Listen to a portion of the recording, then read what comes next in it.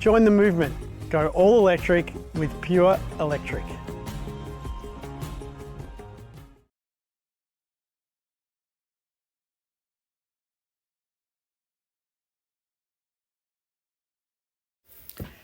Hello, Gail here from the Valentine Funky and Beyond Sustainable House Day. I was listed for Sustainable House Day last year, and I've made some more improvements since then to my old house. My old house is a 1950s house, and I installed awnings over my two north-facing windows. I also had insulation blown to the external walls of the older part of my house, front and sides. I also undertook the huge job of getting a one-bedroom granny flat built in my backyard, a long process. It was done by a local company, Backyard Grannies. They've been doing the build, and the handover date has just happened in April, just before we're open for Sustainable House Day.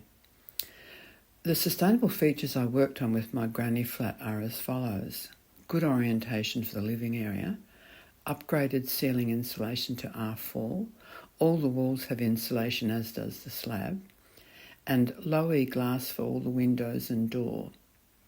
I enlarged the window on the north face to enable good solar gain in winter, and called for double hung or sash windows for this window and the bedroom window to enable good cross-flow ventilation. Double hung windows far surpass sliding windows or hopper windows in this regard.